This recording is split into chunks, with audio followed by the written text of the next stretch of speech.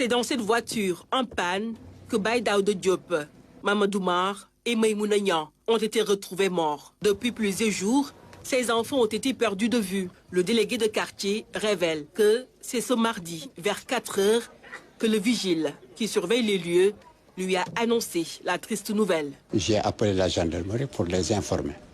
Et comme je l'ai dit tout à l'heure, le commandant de brigade m'a demandé d'aller sur le lieu et de voir les gosses, est-ce qu'ils sont vivants ou non et quel âge ont-ils. J'ai exécuté ces instructions et je lui ai rendu compte. Il m'a demandé d'informer le chef de poste qui devait également faire le constat. Il l'a fait et a certifié que les gosses étaient déjà décédés. À la maison mortuaire, c'est la tristesse. Les 3 enfants, tous de la même famille et habitant le quartier Santhiaba à Carré-sur-Mer, ont été portés disparus lundi 22 juillet. Ils avaient été envoyés par leur grand-mère. Ma fille me sert quotidiennement le déjeuner. Et à chaque fois, les enfants se déplacent seuls pour amener le bol. Et ils avaient l'habitude de passer la journée là-bas.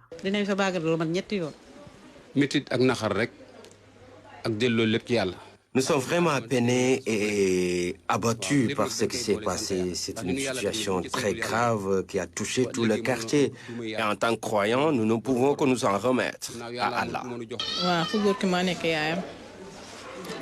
Je suis la mère de l'une des victimes du nom de Daouda Diop.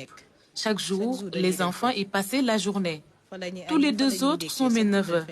J'ai été alertée par la foule qui criait en parlant de la mort des enfants. Tout comme à Kër Mbaye Fall, où les interrogations ont fusé après la mort de 2 garçons dans des circonstances similaires, une question taraude les esprits. Comment ces enfants ont-ils fait pour entrer dans la voiture? C'est des voitures qui sont en panne depuis très longtemps.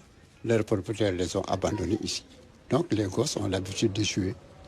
Bon, à mon avis personnel, et je ne dis pas que c'est la réalité, je crois que les enfants se sont introduits dans le véhicule, les portières sont fermées, ils ne pouvaient plus sortir.